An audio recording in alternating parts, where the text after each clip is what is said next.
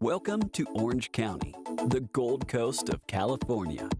With over 42 miles of coastline, its spectacular vistas have led many to proclaim it the California Riviera.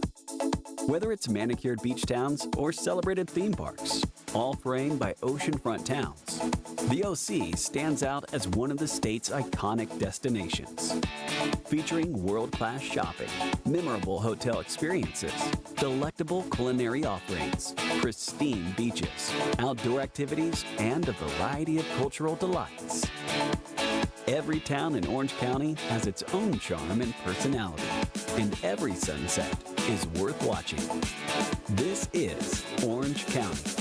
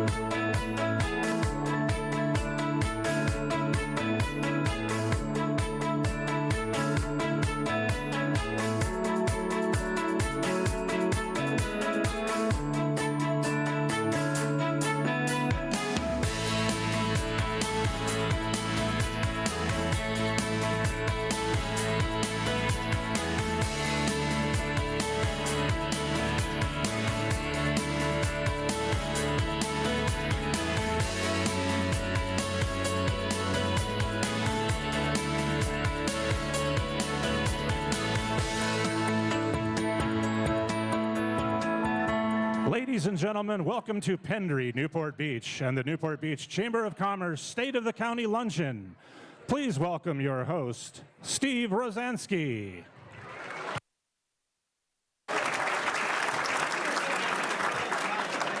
Good afternoon, Orange County. Wow, what a great group of people we have here today. So this is the Pendry Hotel, and I want to welcome you to our second annual State of the County Luncheon.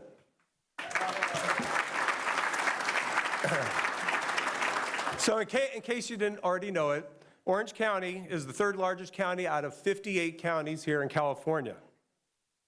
We have an unemployment rate that's at 4%, which is lower than the state and the federal level. We're home to world-class educational and cultural institutions. Some of them are here today, as well as state-of-the-art medical facilities, and I know they're here today. They're all here today. People from all over the world come to Orange County to dine, recreate, and shop. Our infrastructure is second to none in California. As President and CEO of the Newport Beach Chamber of Commerce, I'm proud to say that we host a number of business-focused programs, including our annual economic forecast event in conjunction with UCI Mirage School of Business, our Wake Up Newport meetings featuring distinguished speakers, and many business networking events, giving Newport Beach businesses and businesses throughout the county the tools that they need to survive and thrive. But it isn't just us hosting this event here today. No. We have partnered with 21 other county chambers and organizations to make this impactful event happen, convening Orange County business and governmental leaders from all over the county. How about a round of applause for all the chambers participating? I especially want to recognize, though, 3 chambers, Santa Ana Chamber and their president, Dave Elliott.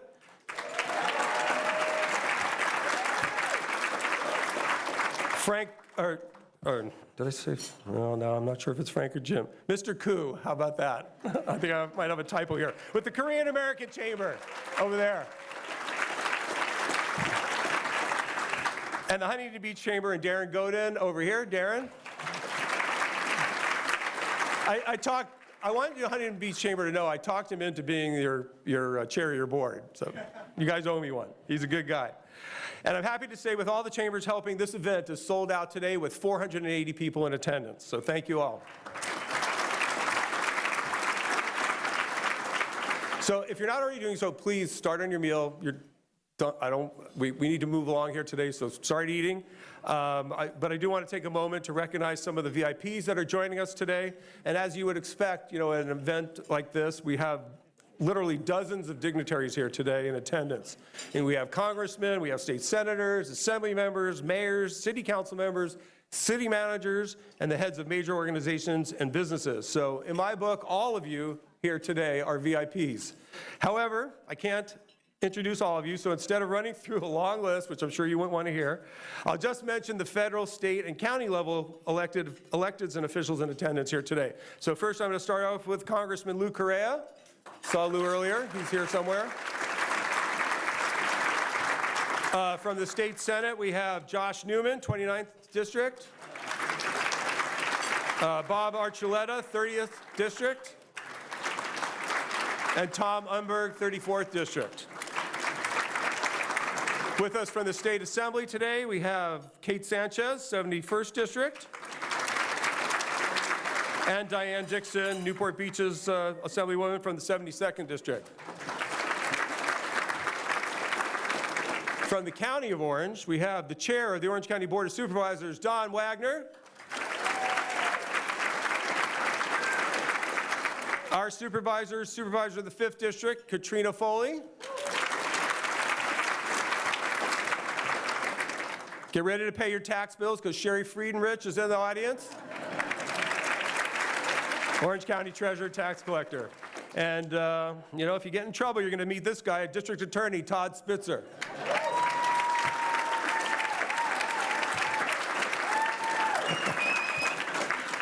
We also have with us our acting Orange County CEO, Michelle Aguirre. And last but not least, if you want to get out of town, you want to know her too, the director of John Wayne Airport, Charlene Reynolds. So last year was, like I said, the inaugural year of this event, and Southern California Edison stepped up to be our presenting sponsor. So I want to thank Southern California Edison for returning again this year, and I'd like to bring up to the stage their Director of Public Affairs, Cody Tubbs, and he has a few words to say. Awesome. Good afternoon, all. Thank you, Steve. It's great to be with all of you. I was at the event last year, and I thought it was just a home run. So really glad to see that we're able to do a repeat. Good to be with all of you this afternoon. First off, just a huge thank you to Steve and everyone involved in this event today. The way in which we're bringing people together across Orange County to talk about our future is really exciting. And I want to share just a little bit about Edison's future with all of you. We're building a clean energy future across Orange County and across our state, and I want to share just a little bit about all that we're doing at Southern California Edison to make that a reality for our communities, including everyone in this room today. You may have heard we published a white paper. If you haven't taken a look at it, it's on our website at edison.com. It's called Countdown to 2045. And the state's on an ambitious path to deliver 100% carbon-free power over the next 20 years. And that's going to take a lot of work, a lot of investment in the grid. It's also going to take a new way of doing business, streamlined processes, much faster permitting.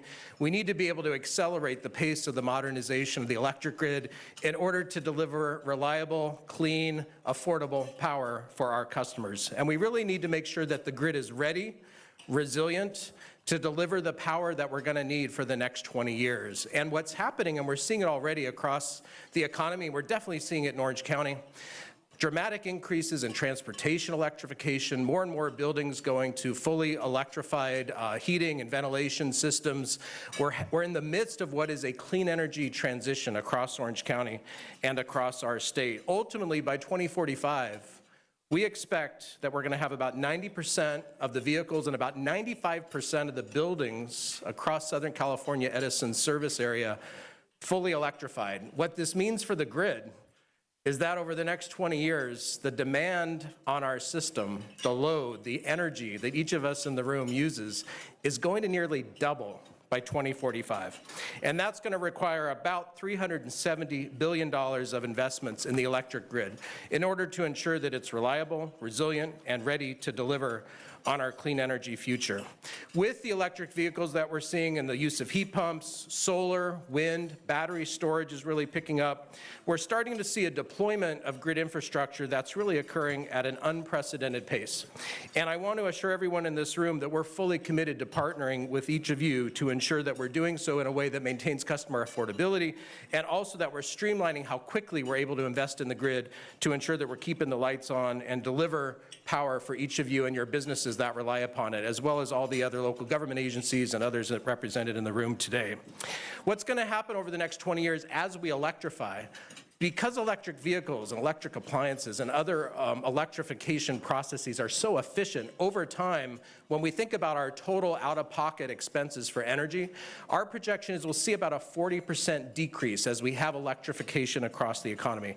And that's really important, because at the end of the day, we don't want to leave any community behind in this clean energy transition. And that's going to take partnerships with everyone in the room here today. It's also going to take a workforce prepared to deliver on the clean energy future. We're partnering, I know, with many of you in terms of workforce. We just announced our latest round of our line worker scholars. And let me just talk about this for just a minute. This is really exciting. This is a scholarship program that our parent company, Edison International, kicked off a few years ago, where we give scholarships to line workers who otherwise may not have had the ability to get into the trade, to build up their expertise and their skills to get into the line worker profession. So we're trying to really diversify that profession, bring in new blood and new talent. And we also do a lot with our scholars, our Edison scholars. We've been very fortunate to give out $50,000 scholarships to students in need who are interested in learning more about science, technology, engineering, mathematics, to ensure that we have the workforce for the future. And that's really because our mission is to deliver a clean energy future that's safe, reliable, and affordable for all of you. So thanks for the opportunity to be here today, Steve. Congrats on yet another great event. I know it's going to be exciting, and looking forward to the program. Thank you, Steve. Thank you. Thank you. What a great bunch of initiatives, Southern California Edison is working on for us. So thank you, Cody. I also like to recognize our valued sponsors here. We couldn't put on an event like this without significant sponsorship in beautiful Pendry Hotel. Plus, it helped us cover your parking today, so your valet, or if you self-parked, is all covered. So please tip the valet if it helps you with the car, but otherwise you're free to go after the event. So first off is our premier sponsors, ACI Jet, clap, City of Hope Orange County, University of California Irvine and UCI Health, Caribou Industries. Our supporting sponsors, again, Korean American Chamber of Commerce of Orange County, Clay Lacey Aviation, Coast Colleges, the district, we had a couple tables outside for them as well, Shop Off Realty Investments. If you haven't taken these guys to Las Vegas, you need to. JSX, the Orange County Water District, and Bridgeford Trust Company. Our centerpiece sponsor here today, many of the cities know this company and this guy, West Coast Arborist, Pat Mahoney. Many of the cities know this company too, our audiovisual sponsor, Rutan and Tucker. Back in the day, I was an attorney with them, but they realized I probably wasn't the greatest biller. What can I say? Our program sponsors, the Irvine Ranch Water District, the Moulton Niguel Water District, and Cityside Fiber. I'd also like to thank the management here, David Hoffman and the Pendry Newport Beach, for providing the great room and the food today. Big round of applause for our serving staff. And of course, the Newport Beach Chamber of Commerce. I also want to acknowledge some additional support today, our AV production company, Production Alliance Group. Okay, I need your help though here with this. So Tyler in the back there, it's his birthday today. We're not going to sing happy birthday, but how about 1, 2, 3, happy birthday? Ready? 1, 2, 3. Happy birthday. All right, Tyler. I think he's 21. Maybe we can buy him a drink at the bar or something. Okay. And of course, our table sponsors, we have 15 or 16 of them today. Thank you all for sponsoring today and hosting or partnering with us on this program. And so finally, I'd like to recognize our Chamber Leadership Circle members for their ongoing support. All of our Platinum members up on the screen here. Big round of applause, Platinum Leadership Circle members. Our Gold members. And of course, our Silver members as well. And they're all listed on the back of your programs. So I'm going to let you enjoy your meal. I know some of you are dying to get up and work the room. I just do it myself. So go ahead. We're going to take a short break here. Enjoy your meal, and we'll be back in a little bit with our program. Thank you. I'm going to get going. Settle it down. I hope you all enjoyed your lunch. Thank you again to the Pendry for providing us on the service today. So today, I and our chamber and all the chambers hosting today, sponsoring today, are pleased to welcome 3 special guest speakers to our State of the County Luncheon. Their complete bios are included in your program. Shh. Even if you're not sitting, you got to be quiet.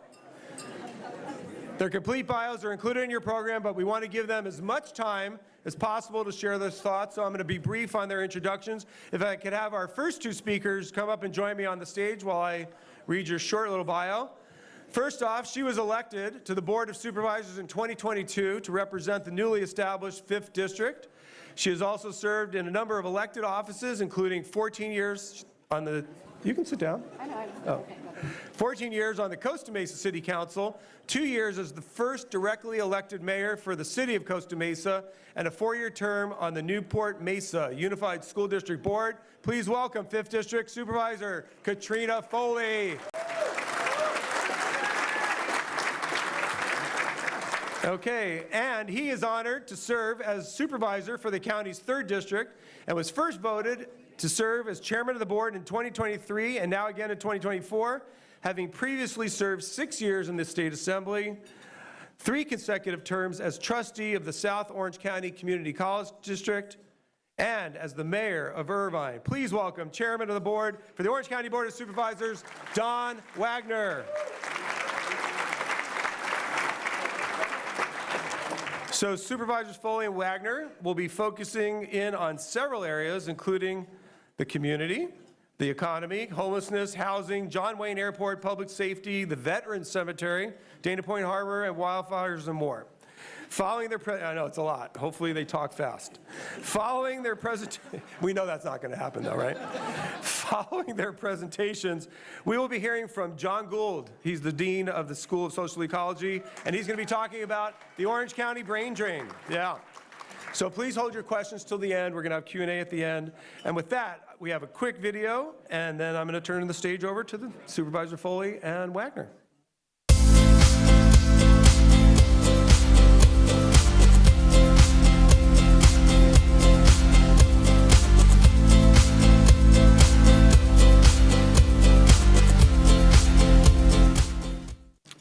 Okay, take it away. Right. Ladies first. Well, we have such great news. Chairman Wagner, it seems like Orange County continues to just succeed in terms of our financial status. Not all of our... Self-introduction. Oh, self-introductions. I'm sorry. I was just getting right to the policy work. Okay, yes. I'm Katrina Foley, your county supervisor representing the fabulous 5th District. Yes. The 5th District covers Costa Mesa, where I live. Shout out to all my Costa Mesa friends. All the way down to San Clemente, 32 miles of beautiful coastline, a major economic driver for the county, and of course, where all of the natural disasters occur. So we're never, ever able to turn our phones off, and we are so grateful that we have great partners to help us solve these community problems. All right, so thank you, and I wanted to make sure we had a chance to do self-introductions, because you got the bio, and Steve read through some of it, and it's all in the program. You don't need to know any of that. I keep hearing about the fabulous fifth this, and the fabulous fifth that. I need something for the third. Throbbing third doesn't do it for me. So that is your task. By the end of the day, I need some suggestions for that. Anyway, I'm Don Wagner, privileged to serve as chairman of the board this year. It's great to be back with you guys. We had a lot of fun last year. We've had an opportunity to do a number of these sorts of events and talks around the community. Hope we give you what you're looking for, a little bit of information, and I guess there's some time for some questions afterwards. So think about some questions and think about something for the 3rd District. With that, we have good budget news. Go ahead. Yeah, so before we get there, so I know we're in Trojan territory here in Newport. No, we're not. But Dawn and I are both Bruins, so shout out to the Bruins in the house. We're going to end this with an 8 clap. Everybody. Get ready. All right, so, you know, we have a really strong fiscal forecast here in the county.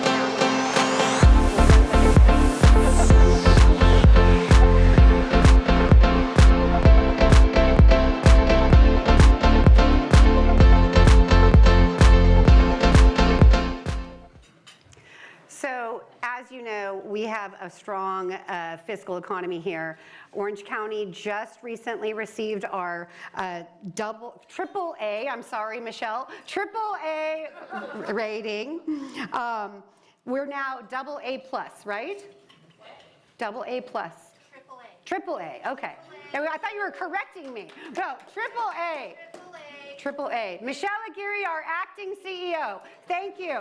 She's also our CFO, and she and her team, including Jessica Witt from the CEO's office, are very, very much responsible for making sure that we have healthy fiscal reserves. We are prepared for any catastrophic event. We are super funded in all of our reserve categories. And for those of you who've been following the conversations about pensions over the years, we will be fully funded in our pensions by 2033. So, yes, that's great news. On top of that, our 7-year CIP, our 7-year capital improvement plan, is $2.6 billion. And we are taking care of the county. We're making sure that we're investing in deferred maintenance.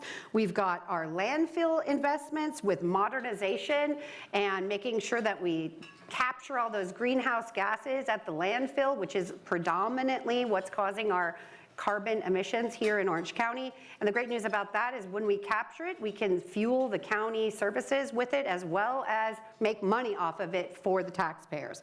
John Wayne Airport, $590 million in investments.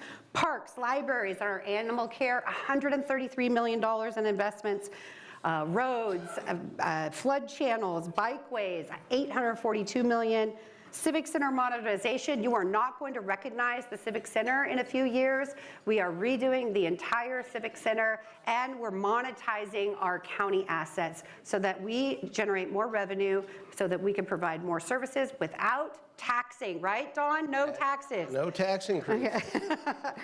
So, Orange County continues to be the 9th largest economy in America. I say this and people are always surprised. I got corrected, it's America. I always said that, but we did a fact check. All right. It's America. All right. And you might not know this. You know, if we got rid of some of that green stuff she keeps talking about, rolled up our sleeves, we could be the 9th in the world. But go ahead. Oh, actually, Actually, if we do keep talking about the green stuff, that's how we become the 9th in the world, because our clean energy economy, you just heard from Edison, they're telling you, it works and it makes money for Orange County. The 5th district is actually the place where we're generating the most jobs. 64% of the jobs that were generated this last year have come out of the 5th district, so thank you to all the employers in the room. Orange County, the County of Orange, continues. Steve, when do I go? You're next. Where's Steve? All right. So I'll end with touching on, we're here in the coast. We have these beautiful coastal videos behind us, and thanks to the AV team, they did a great job. But the coastal economy here in Orange County is so important, and that's why you will hear me talking constantly about saving our beaches and putting sand on the beaches. Sand on the beaches is an investment. Every dollar of sand we get on the beach, we spend to put sand on the beaches, we get $3,000 back in tourism dollars. Our ocean economy is really one of the strongest here in the state of California and around the nation. So let's keep those tourism dollars funding. Let's make sure our medical device companies are supported, and we're going to keep thriving here in Orange County, right? Well, Take a breath. Take a breath. The filibustering 5th.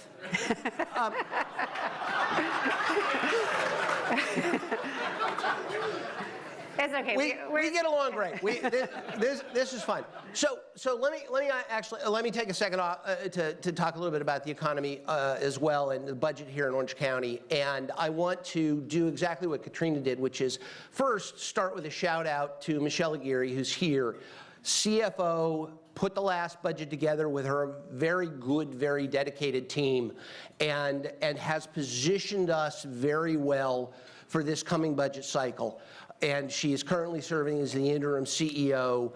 All 5 of us are quite happy to have her in that role, and very thankful for what she's done for the budget this year. And I do want to say, though, that what all of us are looking at in counties around the state of California, and I know some of your cities are looking at this as well, that next year there are going to be some substantial challenges. And so I would urge everybody involved in running a city, involved in running the county, or otherwise a government agency, next year, some of the challenges that Diane and Senator Umber Dixon and Assemblymember Sanchez, that they're seeing from Sacramento, those aren't, in my mind, going away. In fact, they're only going to magnify themselves. And so we do find ourselves very well positioned here, and I thank a very good budget team, and I thank the people of Orange County for working so hard and paying their taxes, and for all the economic advantages we have. But I do want to say there are some storm clouds out there, and we're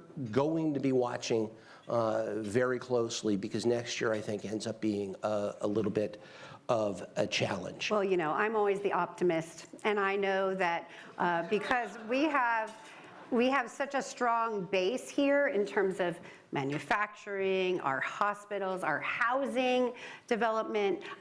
We are, I think, creating more jobs, creating more revenue here in Orange County. Property taxes are through the roof because homes are selling for so much money. Now, that has its problems as well. We know that, like, our kids, where are they going to live here? Well, it's going to be hard, right? Because it's hard to be able to, if you're young, the average age in Orange County is 39.7 years old. I didn't know that. That's about the same age as my chief of staff, Nick. And so we just have to make sure that we're planning for the future so that we have a workforce that can take care of us when we're no longer able to run with the wolves. Some in the room will get that. They'll know that reference. Yeah, the kids. Right? Anyway, so the next thing we want to talk about is that we've got a quick video on the issue of public safety, which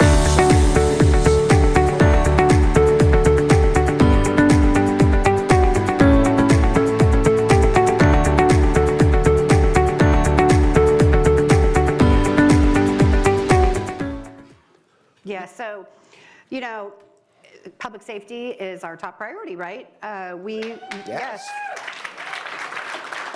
We have our district attorney in the house. We have AOCDS in the house, our sheriff's department representatives, and Orange County, we care about keeping the community safe. We know that fentanyl is an issue. I know you've worked a lot on those, making sure the community knows about that. Talk to us a little bit about what we're doing, how we're investing to keep our community safe here in Orange County. Well, I think the first thing to say on safety is it is the, I just came through an election, and it is at the top of everybody's list in terms of public safety.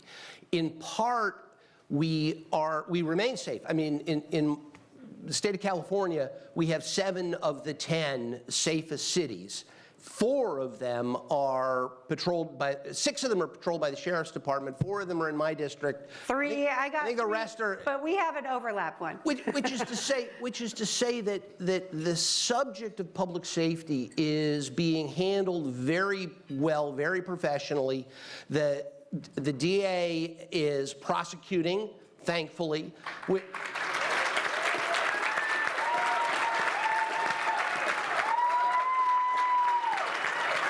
We are, all right, back here.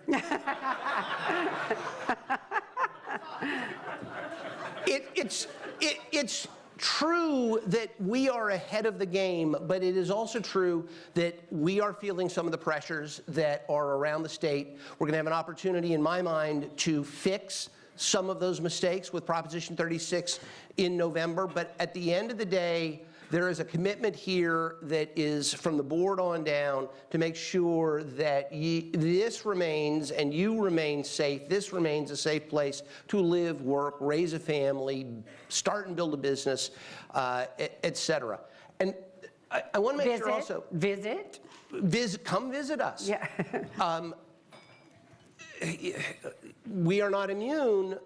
You know, and Orange County, Newport Beach had a horrific incident not too terribly long ago. We are not immune, but at the same time, we are vigorous in enforcement protection.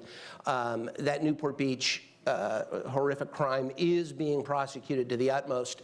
And so we remain committed to public safety at the top of the agenda for me, for many of my colleagues, for Supervisor Foley, certainly. I will say, though, that you touched on something, Katrina, and I appreciate it, beyond just the criminal component of public safety. Public safety also is from things like fires, wildfires, et cetera. We'll talk about those in a minute. But fentanyl. I have been making a big deal of it. My colleagues have been very supportive of the idea that we have got to get in front of the fentanyl crisis, and it's a crisis. The increase in deaths that we are seeing from fentanyl over the course of the last decade is staggering. It is in the 2,000% numbers. Thankfully, Orange County is better than California writ large, but at the end of the day, it's a growing problem, and it's hitting communities no matter where. It's not just the communities you might think, for whatever reasons, might be susceptible. It is around this county, fentanyl. So we've been doing things like town halls, making sure folks know that this is out there. Don't think you're immune. Here's what to watch for. Here's how to deal with the problem if you see it. We're giving out Narcan because in my position, my position is always that, all of our first responders, our police, our sheriffs, our fire, ambulances, they all have Narcan on the rigs when they roll out to it. They're not the first responders. The first responder is the teacher who sees the kid in the bathroom. The first responder is the parent who comes home and, God forbid, finds a kid in the living room, in the bedroom. Those are the first responders, and we're trying to give them the tools with the opioid reversal agent Narcan and with the information how to administer it. Last quick point on Narcan, and it is really easy to do. I did what we call a sit-along with Orange County Fire Authority. Basically, you go to the 911 dispatchers, and you just kind of sit next to them and listen to them, and it is fascinating, the work they do and how they're on the phone with somebody who is sometimes not in the least bit coherent, and they're figuring out, and they're giving advice. Meanwhile, they're looking for the closest unit, and they're directing some. It's amazing what they do. Well, coincidentally, I was doing this when a call from fentanyl came through. And this person was dead. I mean, on the ground, blue lips, not breathing, done. And they were able to administer Narcan. This call lasted maybe 5 minutes. And the biggest problem at the end of this call was the fire folks couldn't keep the guy from walking away to get on with his life. This stuff is fantastic. Learn how to use it. You never know when you're going to do it, but it is saving lives out there. Yeah. And so we, the board, we've been pushing fentanyl, putting it in pushing fentanyl. Whoops.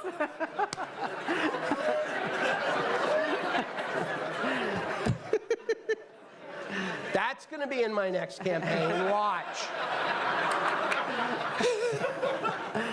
How many of you have participated in one of our town halls that we've hosted here in Orange County? Raise your hands.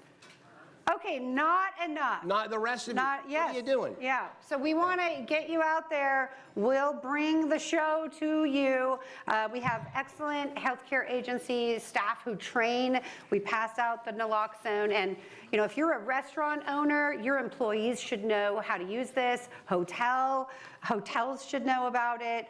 We just want to make sure everyone has it. 400,000 fentanyl pills confiscated this year here in Orange County. That is significant, and we want to make sure that everyone is safe. Right. So, all right, let me continue with the public safety side of things, but talk about fires, which we've talked about briefly. Roll video.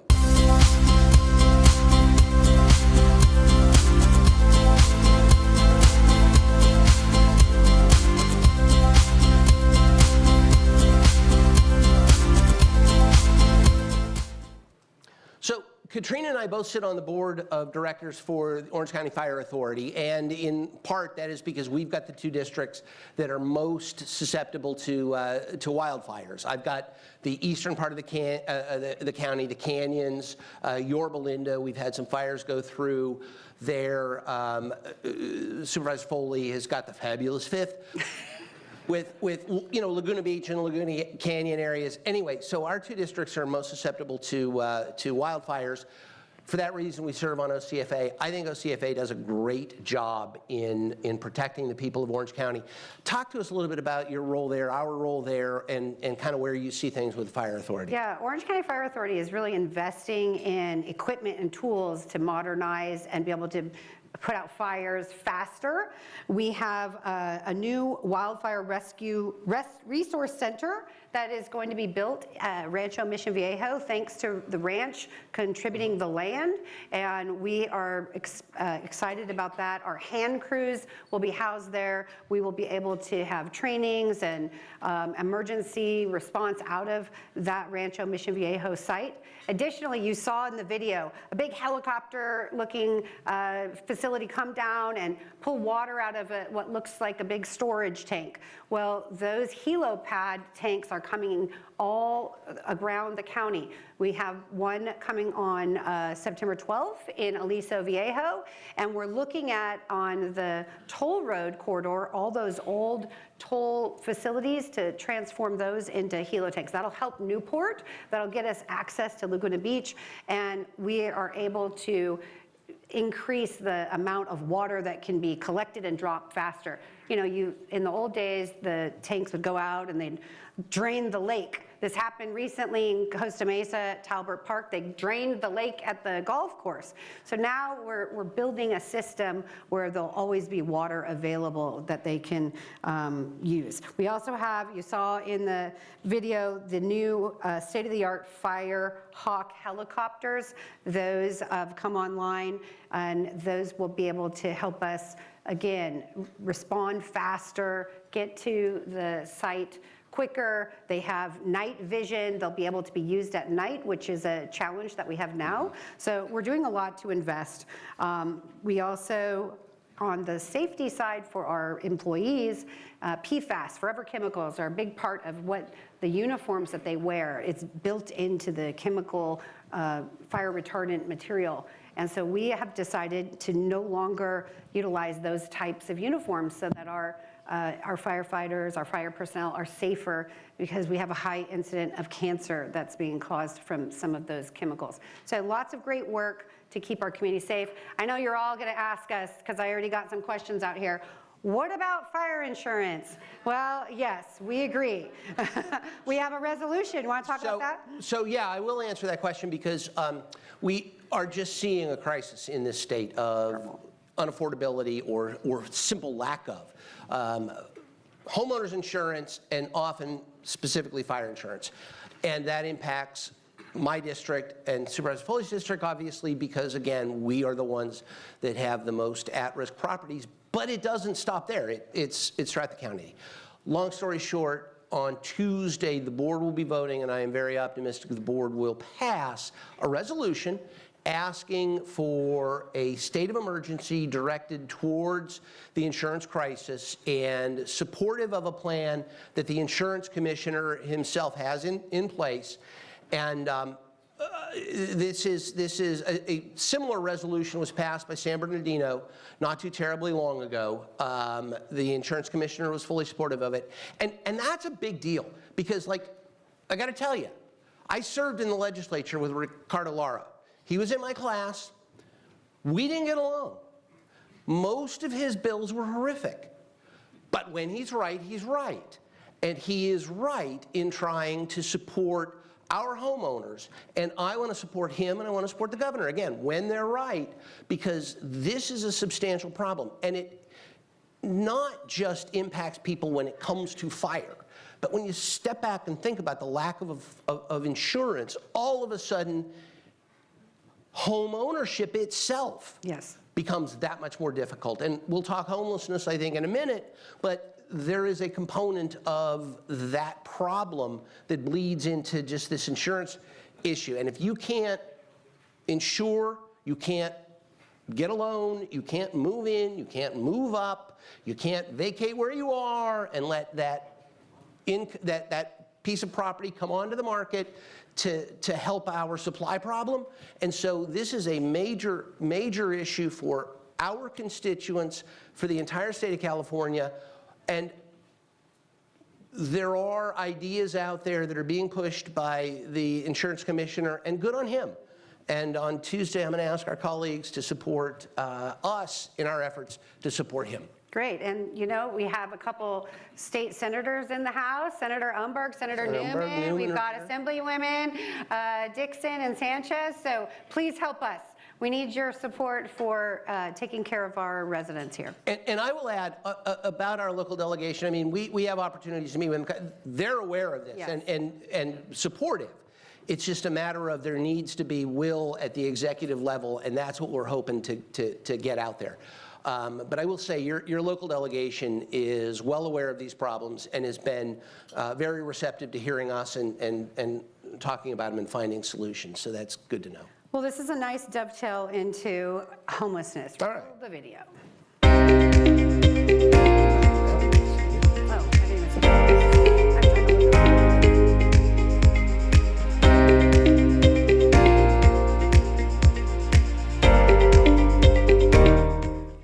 So, if you saw in the video, there's some before and after. As many of you know, Orange County has been, I think, a leader in addressing homelessness from a compassionate, dignified perspective, as well as from enforcement and not allowing encampments to continue to thwart our community. So it's really hard, but we now have the Grants Pass case that recently allows for more ability for law enforcement, our counties, cities, to be able to move people out of encampments into treatment, shelter, recuperative care, back with their families, whatever the case may be. Talk to us. I know this is an issue that you and the governor agree on. And so, you know, let's hear about it.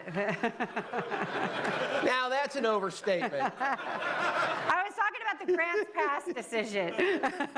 we do agree on Grants Pass. So yeah, real quickly, and I know some of the local electeds know about the Grants Pass, but the Supreme Court recently allowed the cities and the counties around around the United States, I guess, but it was an issue here in the West, to enforce anti-camping, anti-vagrancy laws, even if you were not able to say there is a bed, a specific bed for that person tonight.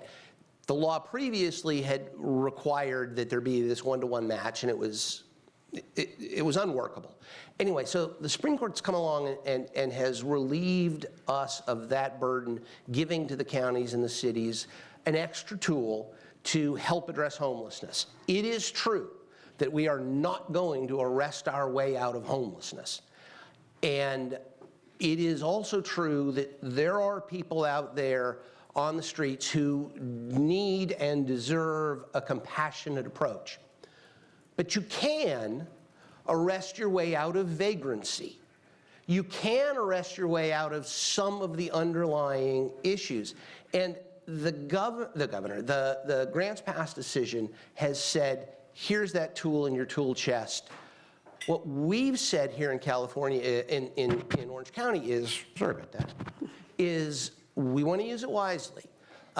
We have a plan that predates Grants Pass that is working. We have a settlement with the homeless advocates, and we have, as you saw from that video, I know there wasn't a whole lot of detail in it, but we do have shelter capacity, we do have beds, we are doing deals with landlords, hotel owners around the county to increase our capacity.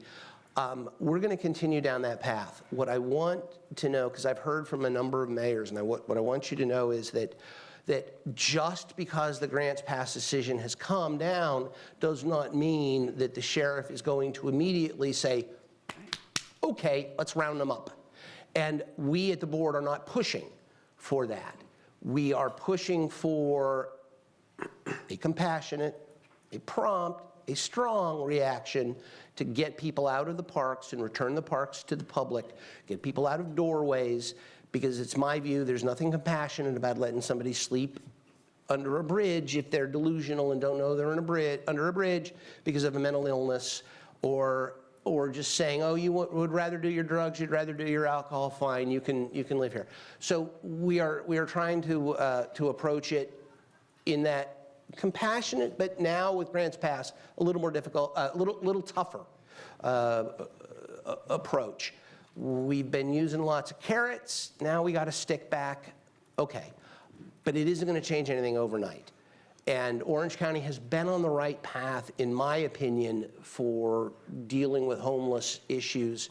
And my evidence for that is the fact that though our homeless numbers are creeping up, are up, they're not up percentage-wise as high as we've seen in the rest of the state. So this approach of making sure there are beds available, we're bringing, and we've talked, I know we talked at this event last time about Be Well. You know, we're bringing resources to the table to help people who want help. Grants Pass is there for those who say, I don't want any help, make me. Well, okay, now we can make you. Well, and but it's a complicated problem. It is a very complicated problem. We have to work on the whole continuum. We have about 1,800 permanent supportive housing units left to build in Orange County to meet the goals that we have set, that our county staff feel will help us to provide a system of care. I'm pleased to report I had traveled to DC in May and spoke to HUD and the White House about why, if a veteran is medically disabled, why are they not eligible for housing choice vouchers? Because their income is too high. Their medical disability income is too high for veterans. So just today, it's been announced that they are now eligible for those housing choice vouchers, which will help us to get them into the permanent supportive housing. This is a big step. And I also, you know, in chatting with Senator Umberg, I don't know, hopefully I'm allowed to say this, Senator, but we're seeing there's vacancies in a lot of our VA housing. That's unacceptable. We should not have vacancies in any of our permanent supportive housing. We need to get people into housing and get the system flowing. I forgot one other thing, and I want to make sure. I was talking about the response we were getting from our congressional delegation, from our state legislative delegation. I don't know whether Congressman Correa is still here. Still here. Was absolutely instrumental in getting us some of that Be Well funding. That's right. And again, has been, whenever we show up, responsive to this community. And I want to make sure that that shout out is He also brought $3 million into the Orange County Housing Finance Trust to fund affordable housing in his district. So thank you, Congressman Correa, for caring about Orange County. Yeah, absolutely. Okay. I have no idea how we're doing on time, but we are we're real close, so you're going to have to talk faster. We're in Newport Beach, so we can't get away without talking about the airport. So let me ask, Katrina, I've heard you talking in closed session the other day about getting rid of the curfew and the caps. Okay. Oh, that was supposed to be. No, she wasn't. She wasn't. To be Steve. She asked me to dig him. She was not doing that. She was not doing that. No. Don't worry, Todd. We didn't have a closed session Brown Act violation. So we're really running short on time. Talk to us about the great things going on at the airport, and I know we have Charlene here as well, so shout out to Charlene. Oh, roll tape.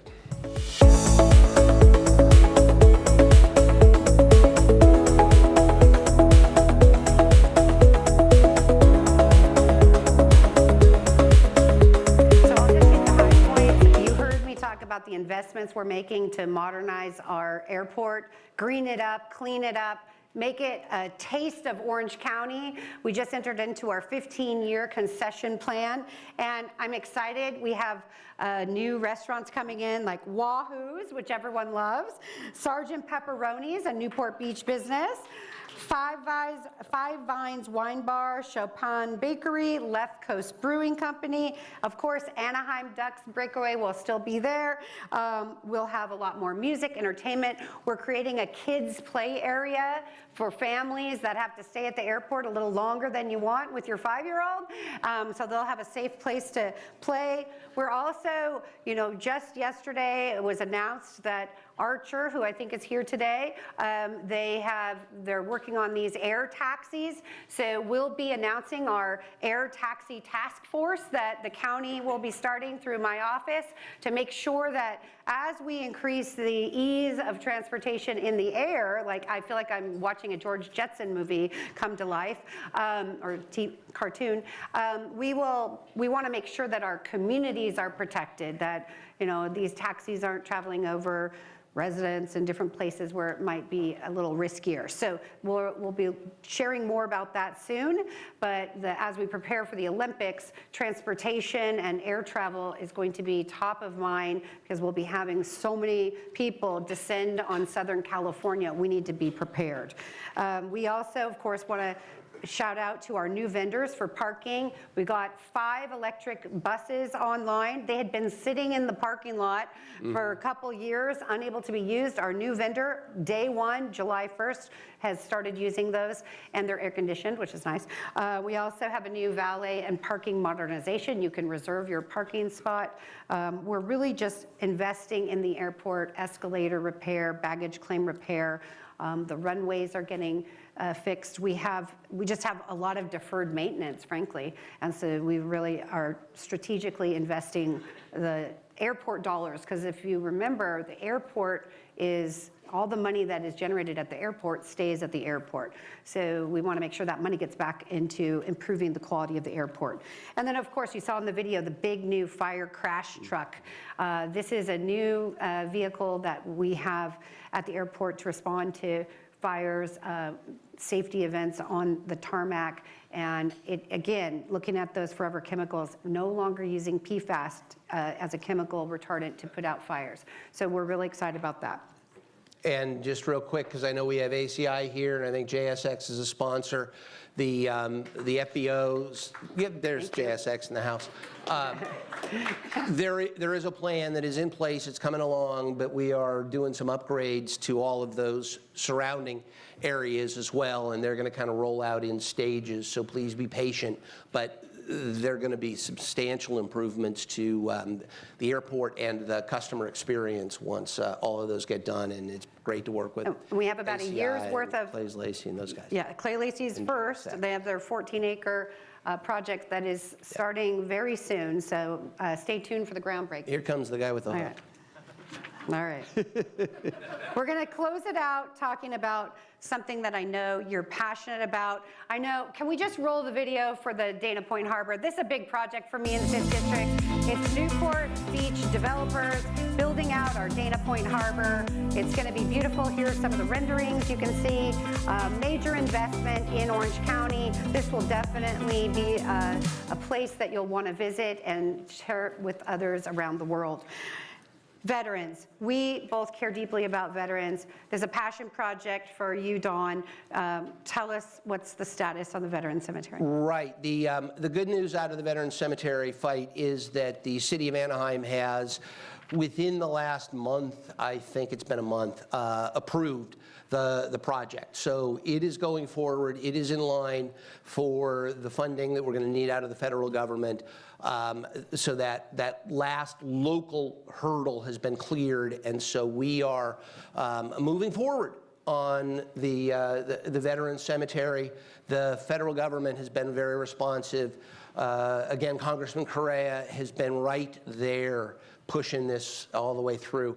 We're getting it. We're getting it done. And I want to leave you with one last point. I know Steve's given us the hook, but please do go to our Office of Sustainability and check out our climate action plan. It's the first of its kind for Orange County. Give us your input. We had people from Disneyland helping us to prepare this. We have BBIA, labor, all kinds of really smart people helping us so that we do it right, do it the Orange County way, and we'd love to get your input. It'll go before the board in September. Thank you, Steve, for hosting. Thank you. Big round of applause for Supervisors Foley and Wagner. Thank you, guys.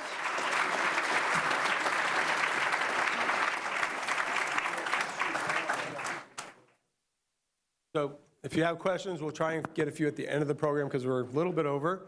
So now, for the second half of our program, I'd like to invite to the stage a distinguished scholar in justice policy, social change, and government reform who has held key positions in the U.S. Department of Justice and the National Science Foundation.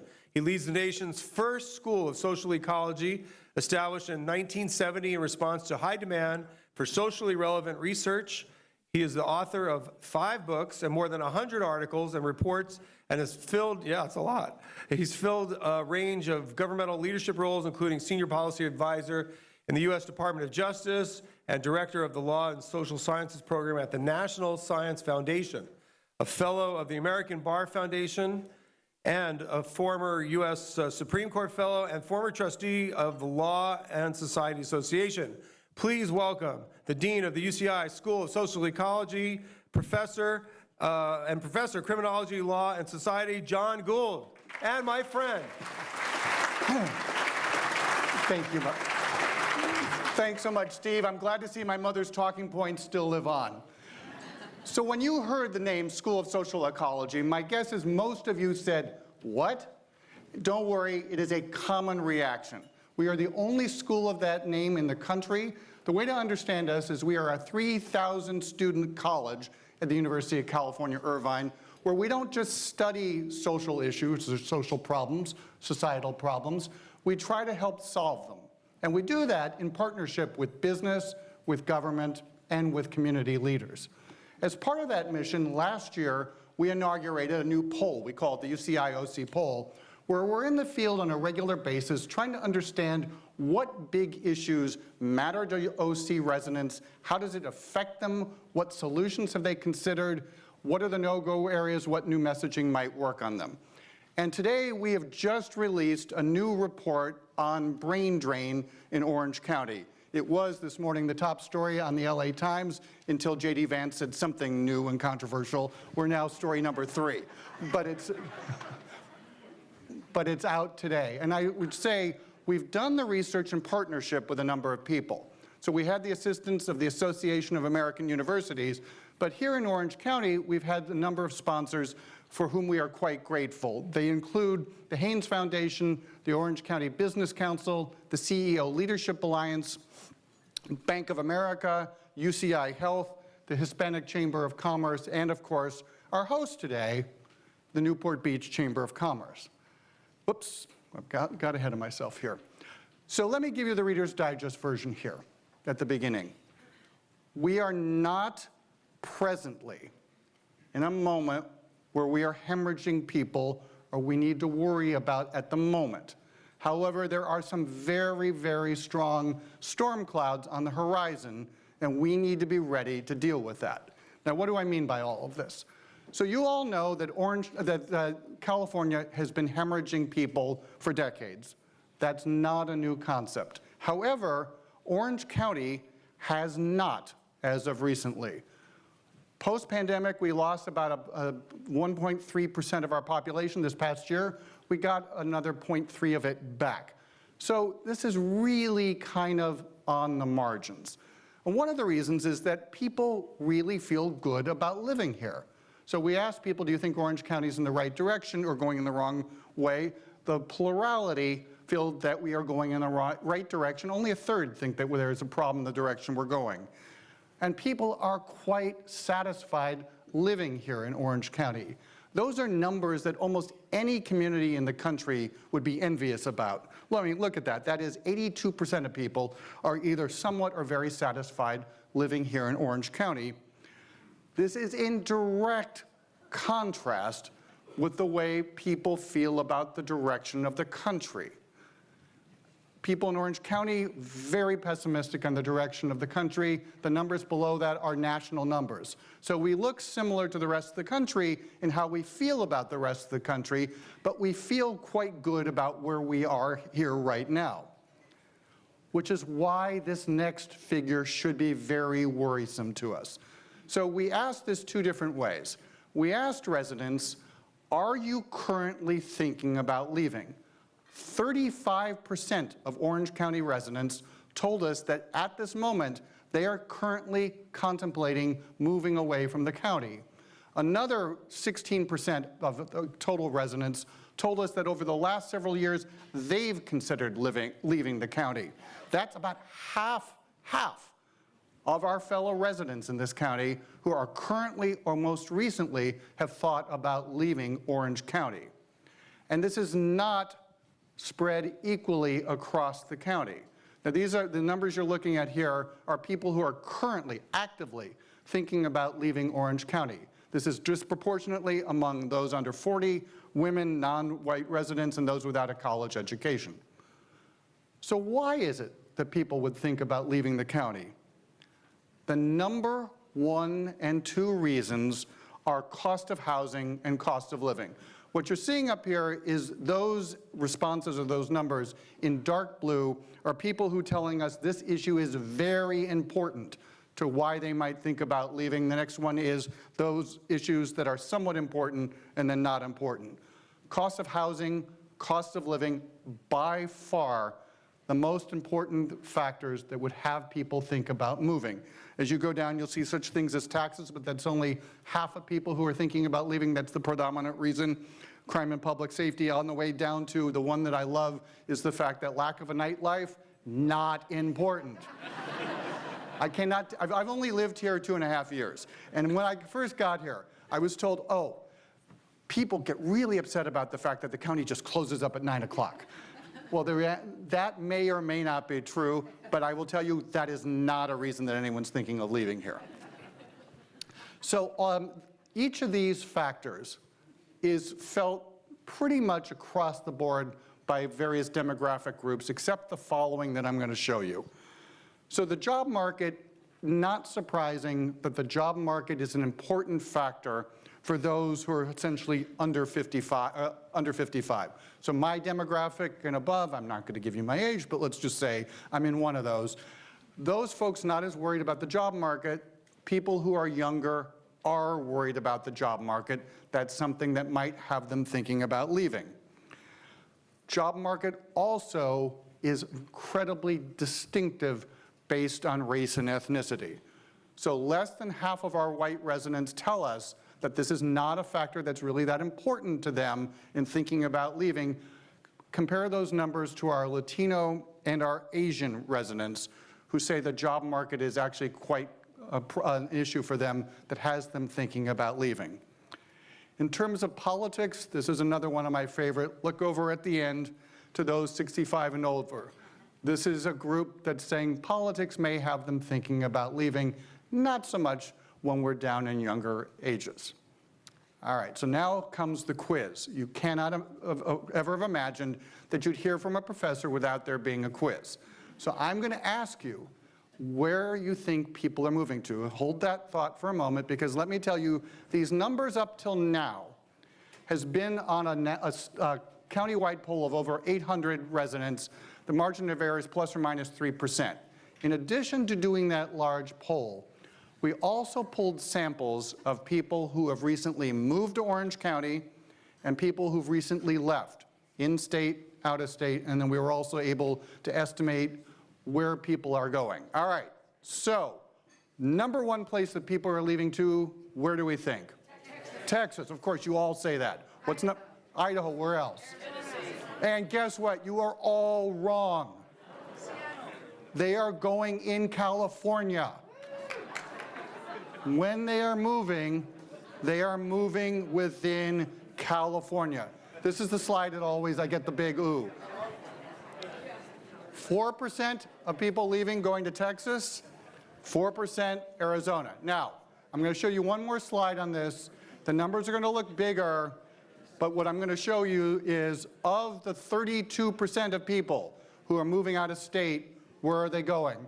The bigger the circle, the bigger the place they're going. So the number that's the circle on here that always surprises me is Wisconsin. I'm from Chicago. Why the hell would anyone ever leave Orange County to go to Wisconsin? I don't know. But again, even Texas, remember this is 13% of 32%. That's not where people are going.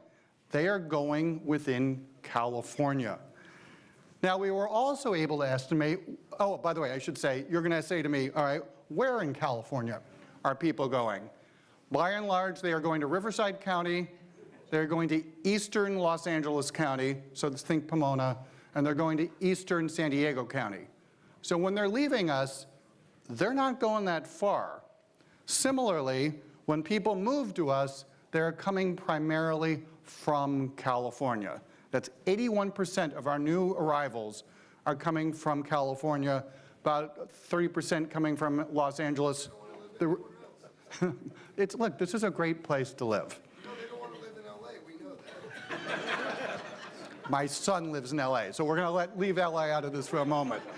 All right, so we asked new arrivals, how do you think about Orange County compared to where you were before? What do you think about what are the biggest problems here compared to where you were before?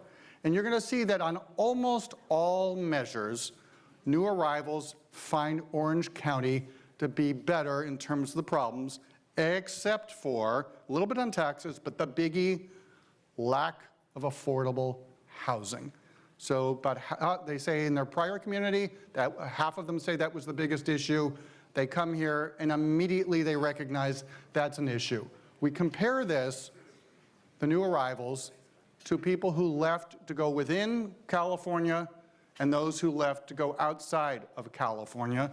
And you're going to see, once again, the number one issue here is the problem of affordable housing. You'll also see the out-of-state leavers are a little more cranky than the others are on some of the things that they think about Orange County. Now, one of the things some people say to me is, you keep saying they're telling us that the lack of affordable housing is a big problem. What does that mean? Because some people may say, you know, I should only be spending 10% of my salary on housing. That's ridiculous. We did another poll last year, and what we found was that half of renters in Orange County and 1 out of 5 homeowners had been worried in the last year about making payments. Half of renters had been worried about being kicked out, and 1 out of 5 homeowners had been worried about foreclosure. So when we say here, or I should say when residents are telling us here, that affordable housing is an issue. This isn't whether they have unrealistic expectations. These are people who are really quite worried about whether they're going to be able to afford to live here. Now, the good news. People love Orange County. And by the way, for those of you taking pictures, don't worry, all of this is on our website. So it is all available as of this morning on our website. All you have to do is Google UCI OC poll, you'll find it immediately. But people love living here. Quality of life, weather, family and friends. For UCI Health, where are you out there? You're here somewhere, or at least Hogue. There you all are. People like the healthcare system here. There are lots of reasons that people like living here.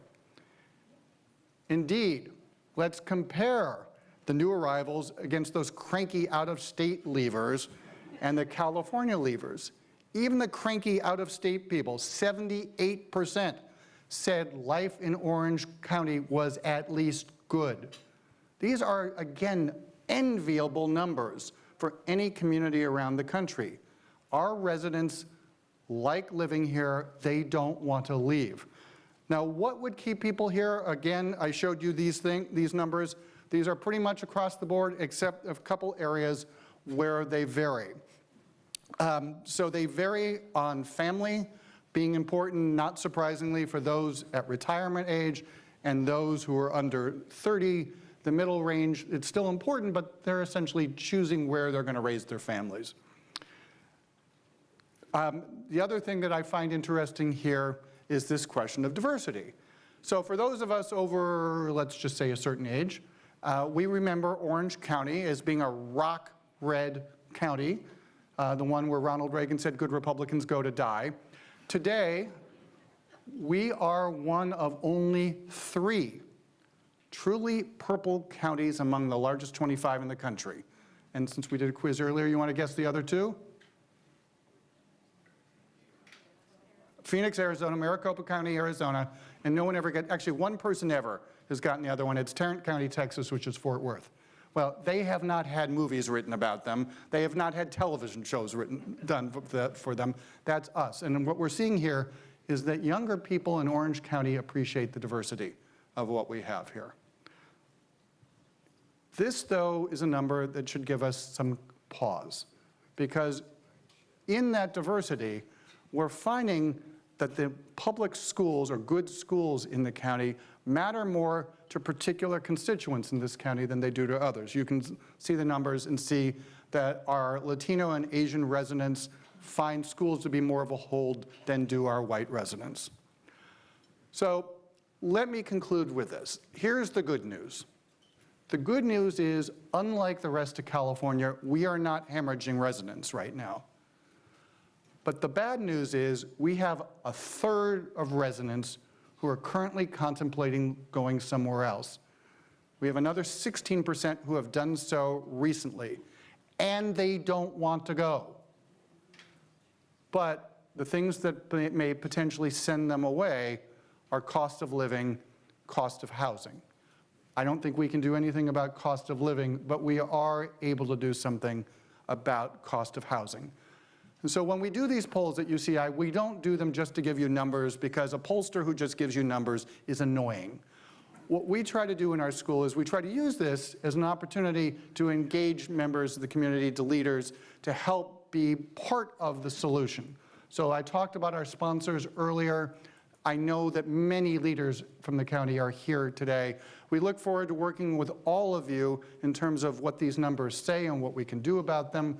We will also be in the field later this year and into next year on additional polls on issues that matter to Orange County residents. If there are issues you would like to suggest, please reach out to me. If you'd like to put your name on this poll, absolutely reach out to me. But I will be around later, happy to answer any questions you may have about what we found, talk further about what we might do about all of this.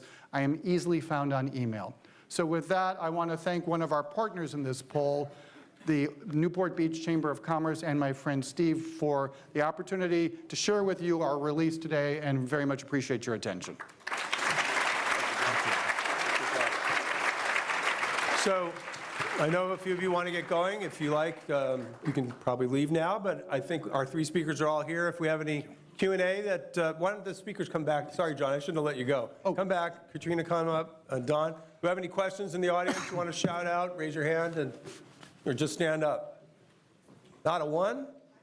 Oh, okay. Oh, you have a question. Oh, okay, go ahead. Go ahead.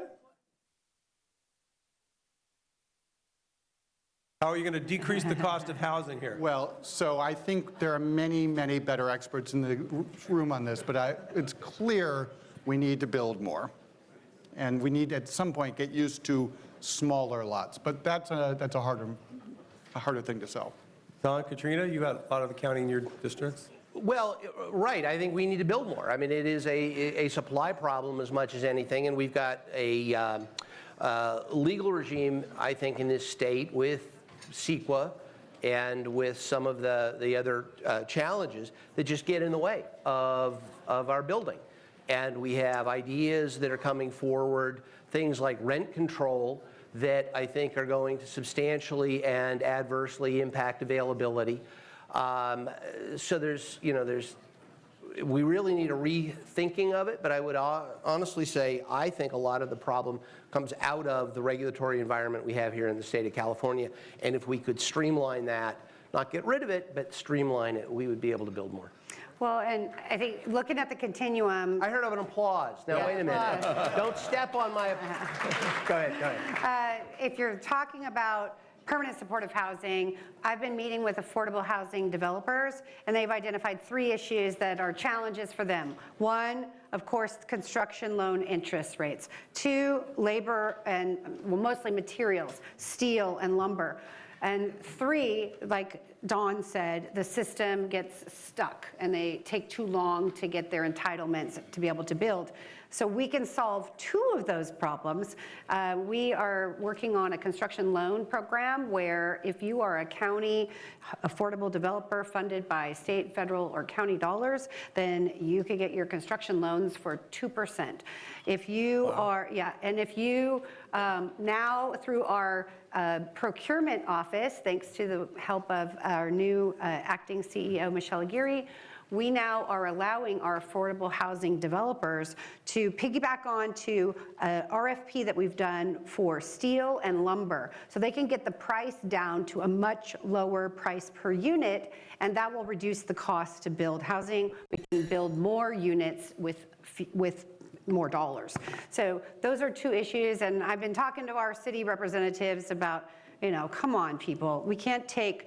There's a project in Costa Mesa that I started when I was mayor to build senior housing at the senior center. What a fabulous idea.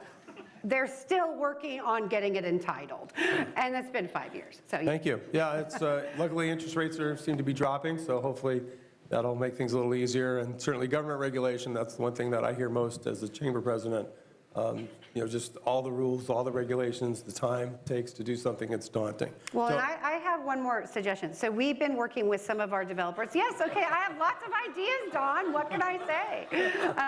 I talk to a lot of people, and they give me lots of suggestions. So having owner-occupied housing that is more like apartments, right? So I've been pushing this idea for a while now because we don't want to lose the middle class or the young professional, like you said, who needs to go somewhere else, but we want people to be able to have the benefit that we did, invest a couple $100,000 in their first home, get the equity, and then move up. So we have to, if we're building apartment style living, some of that needs to be ownership occupied.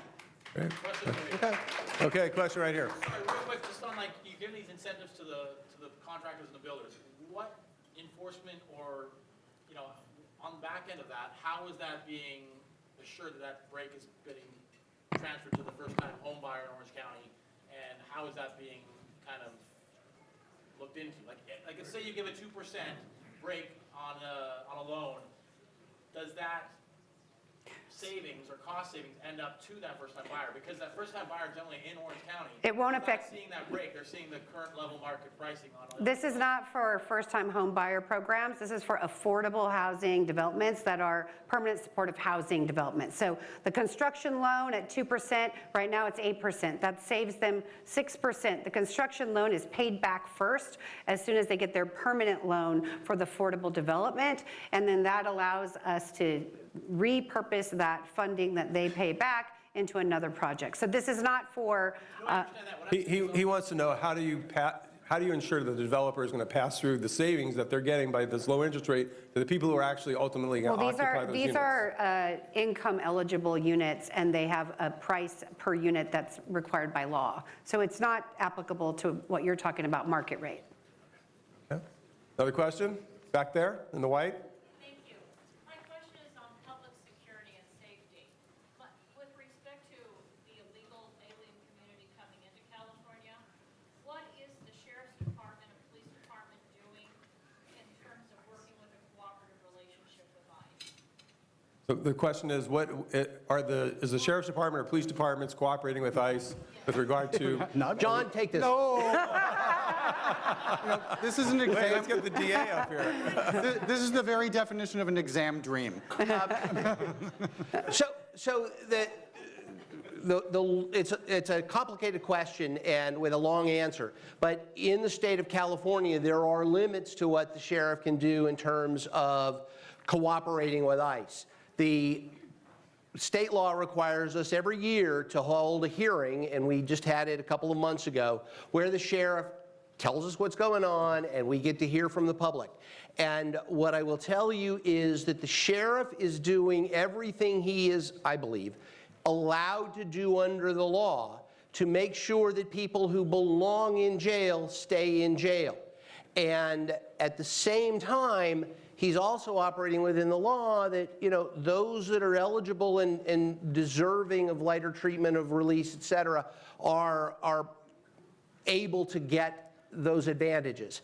And so I think our sheriff has struck as good a balance as he possibly can in an environment that is hostile to allowing him to strike that balance, that there are some folks that are in that immigrant community who are not good people, and they need to be locked up. And the sheriff and the DA are doing what they can to make sure that they're not out there preying on us at the end of the day. But it is a very complicated legal regime. And so more than that, I really don't know that I have an answer. I will tell you it is something that the sheriff is looking at and is working as hard as he can to keep the people who belong in jail in jail.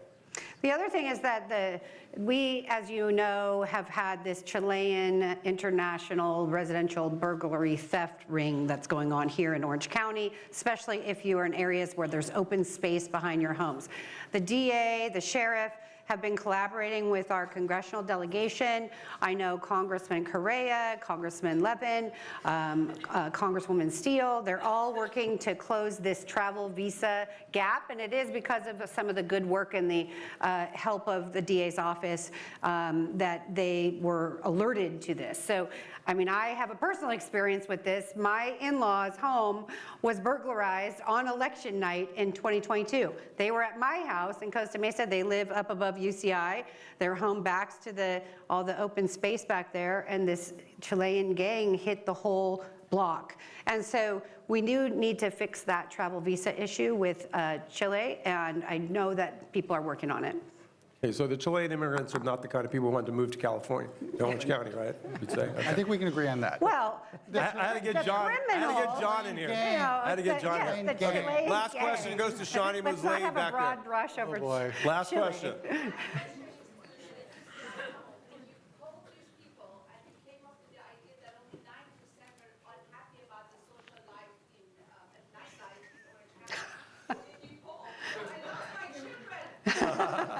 So Shawnee wants to know who's John polling with regard to this? Only 9% are disappointed in the nightlife. No. That was that They wasn't. pulled my staff.